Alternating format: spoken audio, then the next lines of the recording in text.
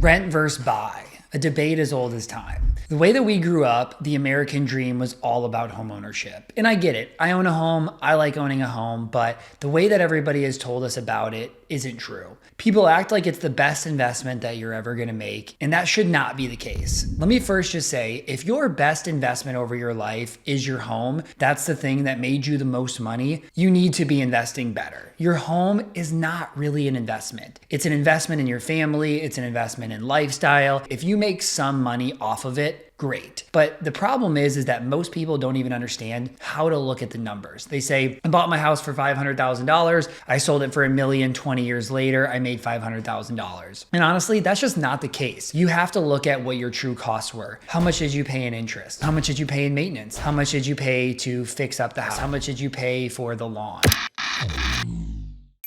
You know, there's a lot of expenses that go into it, and most people don't understand how much those cost.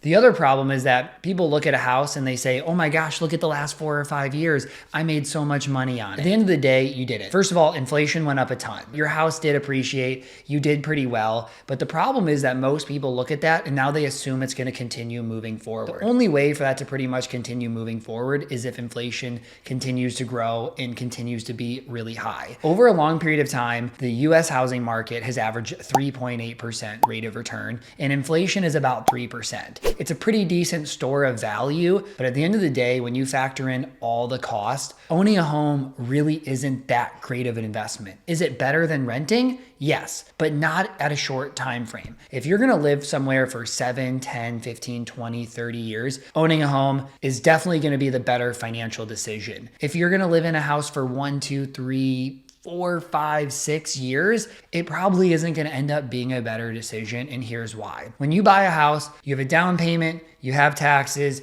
you have insurance. And then when you sell the house, you end up having to pay to a realtor, right? Those fees end up adding up and being quite a bit. If you only hold a house for a few years, you're not going to end up making much money on it. You're probably going to end up losing money on it. And a big reason why is those fees. The other big reason why is because in the first few years of owning a mortgage, all you're really doing is paying interest.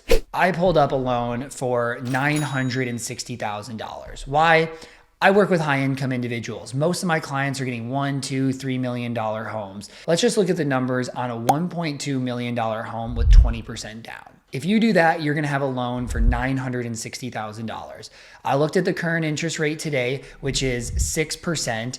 And if you look at this, you're gonna end up paying $1.12 million of interest over 30 years. The total cost of this home is gonna be $2.072 million. So this is where when people say, I bought for 5 and I sold for 1 million, that's not the math, right? You have to add in that cost of the loan, the interest that you paid, plus all of the other expenses to actually see what that result was.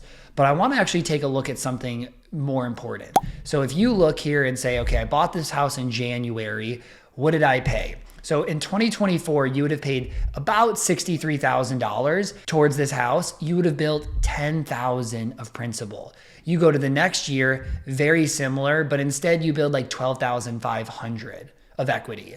The third year, now you're at like $13,000. The fourth year, you're at $14,000. The fifth year, you're at $16,000.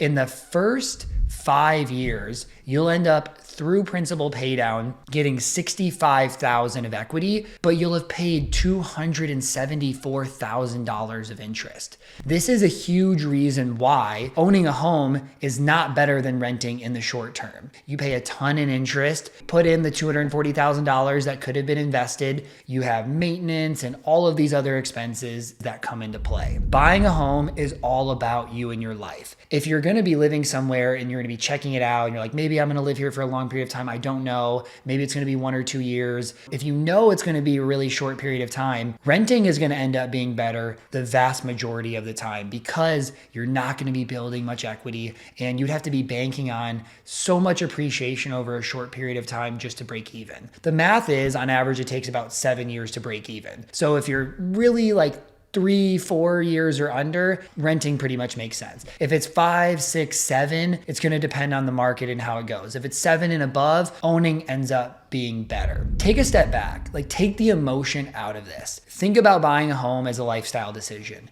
If that is right for you and your lifestyle, do it. But be aware of the numbers. What I see all the time is people just say, oh, owning is better. Well, how long do you plan to live there? Well, probably 2 or 3 years before we have kids and I need a bigger house. Okay, well, why do you need to own then? Do you understand all the costs that come into it? And when you actually show people the numbers, they say, oh, that actually makes sense. I might as well wait. But if you're gonna be living somewhere for 10, 15, 20, 30 years, owning a home is great. Every year it becomes cheaper, right? Your mortgage payment stays the same. Sure, property taxes might end up going up. Your insurance costs might end up going up. But 20 years from now, that payment is pretty similar, but due to inflation, it's actually cheaper to you. Over a long period of time, owning is better. Over a short period of time, renting is better. But you also can choose to say, hey, I get this actually isn't the better decision financially, but it is the better decision for me. And that's how you make personal finance personal. Thank you for watching. If you enjoyed this video, please leave a like and go follow my page for more personal finance content. And as always, if you have any thoughts, please leave it in the comments below, and I promise to get back to each individual comment. See you next week.